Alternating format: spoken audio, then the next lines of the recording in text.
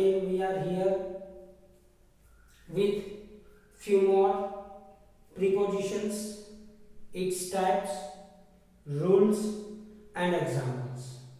I hope in last lecture whatever we have been learning up to now, you have kept it with you and save into your memory. Now today we are going to look about preposition of place. In last lecture we have completed what is preposition, types of prepositions, and in which we have seen already the very first kind, that is preposition of time. Today we are going to look about two more in the list, that is preposition of place and preposition of movement. By listening this title, don't get confused कि sir ये क्या है. We have heard this kind of words very first time, but it is not the case. Up to now, your ears have been listening these words, but not with the particular title as it should be. Today, we are going to start with the first, that is preposition of place. Why, dear student, we need to use preposition of place? So, we need to use to indicate the position of noun and things in the statement. Whenever we want to just show the position of a noun or things in the statement, at the time we need to use preposition of place. हमें preposition of place का इस्तेमाल करना होता है. There are several words that can be helpful to us to identify that it is the preposition of place.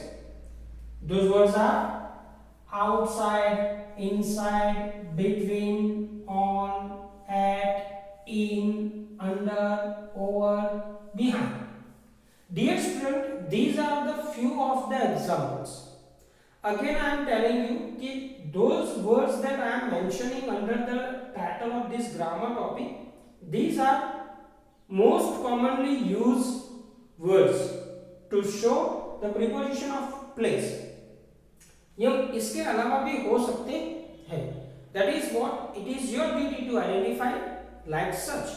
Now, these are the words that 75 to 80% we have been just using, or up to now we have at least read in our first 2 or 3 units as well. You might have read it. Now, let's have a basic example of it and then we will switch over to the rules. See, if I am saying that I want to use on, then on is specially indicate the place where the something is. कहाँ पे कुछ है उसको indicate करने के लिए on का इस्तेमाल किया जाता है. For example the cup. Cup एक थिंग है. वेयर इट इज, कहाँ पे है? Is on the kitchen table. जो ग्लास है, राइट, जो ग्लास है वो कहाँ पे है? On the kitchen table. ये किचन टेबल है, उसके ऊपर ग्लास है, छुआ हुआ है. ठीक है, तो this is how we can use on as a preposition of place. Now the cups are in. If I want to use in preposition of place instead of on, then what should I do? The cups are in the kitchen cupboard. मतलब kitchen का जो cupboard होता है, right, ये cupboard है मान लो, तो उसके अंदर जो इस तरह से रखा जाता है, तो यहाँ पे ग्लास है, ग्लासेस है, right, as you can see these are the glasses. ये किचन का कपबोर्ड है, राइट. तो किचन के कपबोर्ड के अंदर जब बात की जाती है, जब इन का इस्तेमाल होता है to show the place of those cups. We like the cups at. कहाँ पे हमें पसंद आए? पसंद तो आए, कप्स पसंद आए, चीजें हमें पसंद आई. कहाँ पे? वेयर? At the supermarket. अब यहाँ पे बड़ी सी जगह बताइए. जगह तो है लेकिन बड़ी सी. डेफिनेट यहाँ पे नहीं बताया गया कि on the shelf, on the grocery store, right, etcetera etcetera. तो यहाँ पे पूरा का पूरा बड़ा सा आइडिया दिया गया है. तो in that case we have used at. Now dear student, let's talk about certain rules of it. Rules क्या कहते हैं? When we want to refer something with surface, जब हम किसी चीज का किसी सरफेस के साथ कोई चीज बताना चाहते हैं, तो in that case we have to use on. कोई चीज अगर सरफेस पे है, किसी चीज की surface, for example this is my palm, right, and I put the pen on it, तो ये मेरे पाम के ऊपर है, लेकिन it is in my hand, ये मेरे हैंड के अंदर। ये पूरा का पूरा यहां से लेकर यहां तक इसको हैंड बोलेंगे, ठीक है, नंबर 1। दूसरा, एग्जैक्टली कहां पे है pen? On the palm, palm के ठीक ऊपर। तो सतह की जब बात आती है तब ऑन का इस्तेमाल होता है। इन कब इस्तेमाल होता है? इन तभी इस्तेमाल होता है कि when we refer to something inside, what I have said inside, तो this pen is inside my fist और इनसाइड माय हैंड, ये पूरा का पूरा हाथ है, तो उसके अंदर है ना, तो इन उसी तरह से इस्तेमाल होता है। If you want to look at example, you can say Ram left the book in the car, Ram ने अपनी बुक जो है वो कार के भीतर, अंदर है, कार के अंदर है। और एट कब यूज होता है? स्पेसिफाइड पॉइंट, एक स्पेसिफाइड जगह जो होती है, पॉइंट होता है कि जहां से वो चीज मिले, तो उसी चीज को डेफिनेटली बताने के लिए हम एट का इस्तेमाल करते हैं। फॉर एग्जाम्पल, रेखा बहन इज एट वर्क, रेखा बहन काम पे है, एट द मोमेंट, इस पल पे रेखा बहन अभी कोई काम कर रहे हैं, तो एक पर्टिकुलर पॉइंट बताया गया है यहाँ पे, ठीक है। तो डियर स्टूडेंट, यहाँ पे कुछ ऐसे वर्ड्स है जिसका मैंने आपको एग्जांपल के साथ एक्सप्लेनेशन दिया। इसके अलावा कुछ ऐसे वर्ड्स है यहाँ पे, inside, between, outside, right, under, over, behind, these are the commonly used prepositions of place। अब आपको क्या करना है? दिस इज योर होमवर्क, ध्यान से सुनिएगा कि मैंने यहाँ पे इन, ऑन, एट जैसे कि एग्जांपल दिए जिसमें थोड़ा सा डेविएशन होता है, राइट। आपको आउटसाइड, इनसाइड, बिटवीन, मतलब यहाँ पे जो मैंने एग्जांपल नहीं दिए हैं वैसे शब्द इनमें से ढूंढकर आपको हर एक का एक एक एग्जांपल सेट करना है जो इंडिकेट करेगा प्रीपोजिशन ऑफ टाइम, जो इंडिकेट करेगा preposition of time, sorry preposition of place, ठीक है। अब यहाँ पे दूसरा एक प्रीपोजिशन हम देखने वाले हैं आज ही, जो कि हमारा प्रीपोजिशन ऑफ मूवमेंट है। मूवमेंट का मतलब होता है कहीं ना कहीं हलचल होना, किसी ना किसी तरह की जब हलचल की बात आती है उसको हमें अगर स्टेटमेंट के अंदर इंडिकेट करना है, लिखना है, टू शो करना है, then we must use the preposition of movement. उसी तरह पे हमें प्रीपोजिशन ऑफ मूवमेंट का इस्तेमाल करना पड़ेगा। Dear student, preposition of movement are used to indicate the direction in which something or someone is moving। यहाँ पे प्रीपोजिशन ऑफ मूवमेंट क्या करके देता है? किसी चीज की, किसी की और डायरेक्शन, किसी की और या किसी से बाहर कि डायरेक्शन का जो मूवमेंट है, कहाँ जा रहा है, कहाँ से आ रहा है, इस तरह की मूवमेंट जब बतानी हो तब we are allowed to use preposition of movement, तभी हमें प्रीपोजिशन ऑफ मूवमेंट का इस्तेमाल करना होता है। Now there are several words to identify that this is an example of prepositions of movement, that is to, across, through, into, over, down, up, past, around. These are the several words that will help you to identify the movement of something from one direction to another। ठीक है, वो कहीं ना कहीं direction किसी चीज की कहां पे किस और मूव कर रहा है उसको दर्शाने के लिए इसका इस्तेमाल होता है। ये सारे ऐसे वर्ड्स है जिसको अगर आप स्टेटमेंट के अंदर यूज करते हो या कहीं यूज किए हुए स्टेटमेंट को आप पढ़ते हो, तो जहां पे ये वर्ड्स आपको मिलेंगे उसके आसपास किसी चीज की मूवमेंट दर्शाई गई होगी। डियर स्टूडेंट, जब मैं ये एक्सप्लेन कर रहा हूं शायद उस टाइम पे आपको कंफ्यूजन हो, but let's have an example to make it clear in your mind। see किस तरह से, for example, Raman went to the beach of Somnath temple. यहाँ पे रमन गया कहाँ पे, किस और उसकी मूवमेंट है, to the beach of Somnath temple, Somnath temple का जो दरिया किनारा है उसकी ओर। तो यहाँ पे टू इंडिकेट करता है किसी व्यक्ति का किसी चीज की ओर का मूवमेंट। ठीक है, इसके कुछ सेवरल रूल्स है, वो हम देख लेते हैं। रूल्स क्या कहते हैं, to show movement from inside to another, मतलब वन साइड टू अनदर, किसी चीज की एक ओर से दूसरी ओर की मूवमेंट, यहां से यहां तक की या यहां से यहां तक की, किसी चीज की एक ओर से दूसरी ओर की मूवमेंट अगर बतानी हो तो we are allowed to use across. हमें क्या यूज करना है, अक्रॉस नाम का प्रीपोजिशन ऑफ मूवमेंट वर्ड इस्तेमाल करना है। For example, the ball rolled the field very quickly.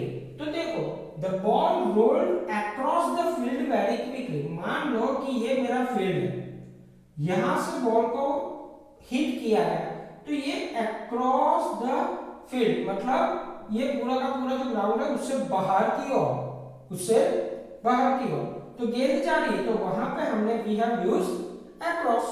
ठीक है, चलो दूसरा रूल क्या कहता है, to show movement from inside to outside और आउटसाइड टू इनसाइड, किसी चीज का या किसी व्यक्ति का इनसाइड टू आउटसाइड मूवमेंट या आउटसाइड टू इनसाइड मूवमेंट जब शो करना है, इनसाइड टू आउटसाइड मूवमेंट और आउटसाइड टू इनसाइड मूवमेंट, अंदर से बाहर, बाहर से अंदर की ओर, जब भी किसी व्यक्ति या वस्तु की मूवमेंट दर्शानी हो, in that case we have to use a word that is through to show our movement.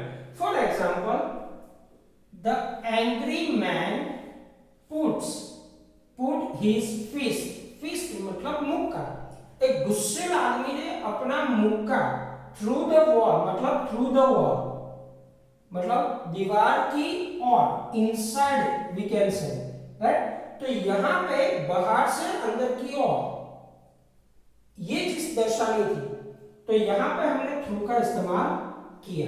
ठीक है, अब दूसरा, एक तीसरा रूल है, to show movement that enters और लुक्स इनसाइड, एक ऐसी मूवमेंट किसी व्यक्ति की या वस्तु की जो कि एंटर हो रहा है या फिर अंदर की ओर दिख रहा है, जाते समय एंटर होता है या जाते समय दिख रहा है, in that case we have to use into, we have to use into.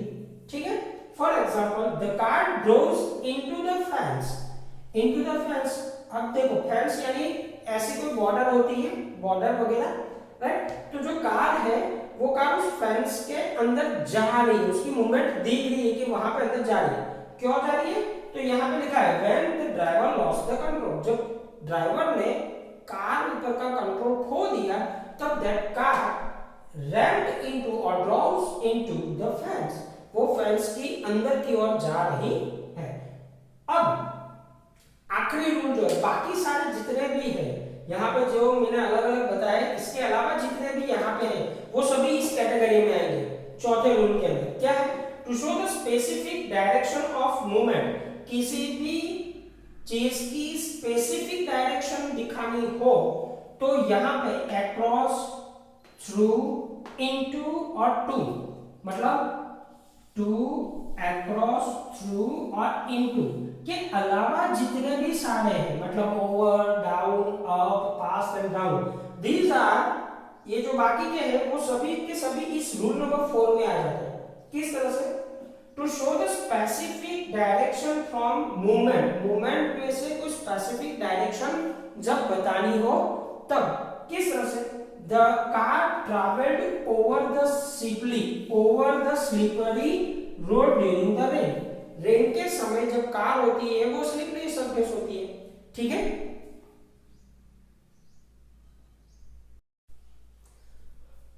To show the specific direction of movement, किसी चीज की स्पेसिफिक डायरेक्शन बताने के लिए over, down, up, pass, round जैसे वर्ड का इस्तेमाल किया जाता है।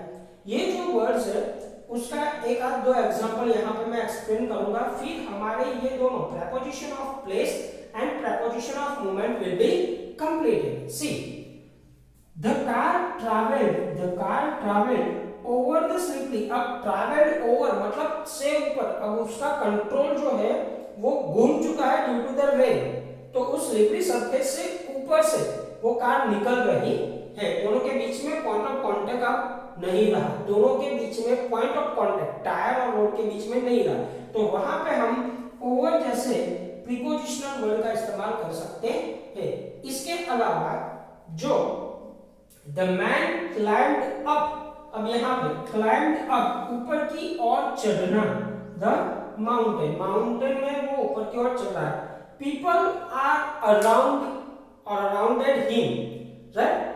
तो यहाँ पे कुछ ऐसे वर्ड्स है डियर स्टूडेंट जिसका इस्तेमाल आप कर सकते हो। आई होप कि आज जो हमने सीखा उसकी पूरी की पूरी स्क्रीनशॉट आपने ले ली होगी, आपको अच्छे से समझ में आया होगा।